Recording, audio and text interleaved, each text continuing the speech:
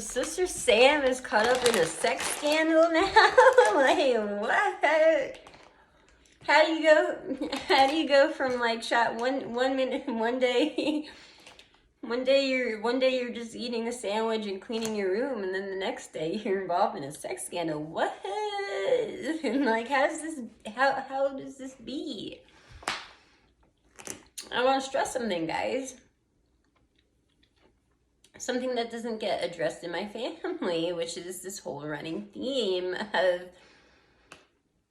molestation and incest. I mean, let's just call it what it is. It never gets addressed. Stories will get changed. Memories will try to be wiped. But at the end of the day, the fact remains, everyone knows.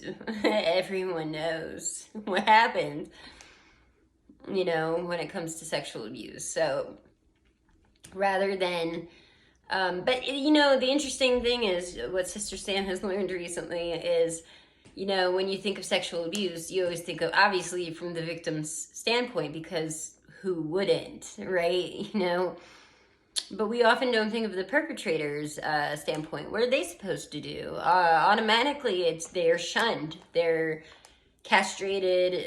They're shunned. They're all of these things, which is why Sister Sam, I guess I'm caught up in this sex scandal, is trying to teach sexual alchemy, guys. Okay, and it doesn't have to be. It doesn't have to be correlated to spirituality. It's just facts. I mean, it's a thing.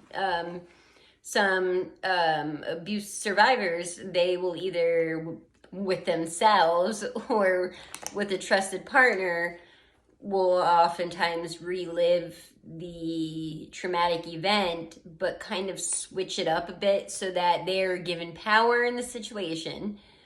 You understand? So that they can heal from that. Likewise, I believe the same should be done for the perpetrators. I know it's hard to say, right, guys? I know. Trust me. It makes you no matter what, whether you're a victim or a perp, it makes you feel gross, you know, to do that. But that's part of what alchemy is it not? Is it we're being forged through the fire? So I just want to throw that out there. It's not to defend anyone or deflect. I don't really fully know what's going on, but I kind of know what's going on. And, you know, I just gotta say, like, from not everybody is equipped at being, at healing this way, you know, but it is something that needs to be considered, guys. Why do you think? You know, we used to look at conspiracy theories, you know, like Melanie Martinez, for example. You know how she does the baby doll thing.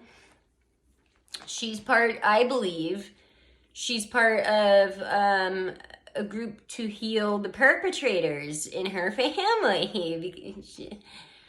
We can't just keep ignoring the fact that, yeah, like, I talk about Nancy, and depending on what mythology you choose to read from, you might read that Enki, you know, there's some incestual things going on there. Again, it depends on which book you're reading from, or which mythology, who's trying to cover it up, who's trying to admit it, who's trying to point fingers. The fact remains is we all know the truth of my family. There's a lot of incest and molestation, but at some point it's got to be addressed. I mean, the way it's been working, the way you can't just deny and shun and shame a perpetrator either, you know. Maybe this is where my connection to Nancy kicks in, and like my love for Enki, you know, like no matter what, I just have this understanding with Enki. And I'm saying, if I were to step in Nancy's, let's say I'm Nancy now, you know, that's getting into a whole other thing.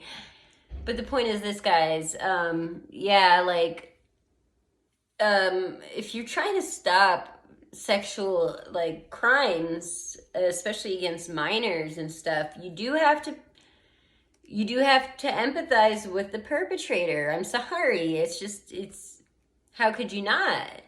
And like I said, yeah, it feels gross, but it doesn't have to. Like if you really think about sexual alchemy, that's something that you guys might really need to research. I'm thinking collective.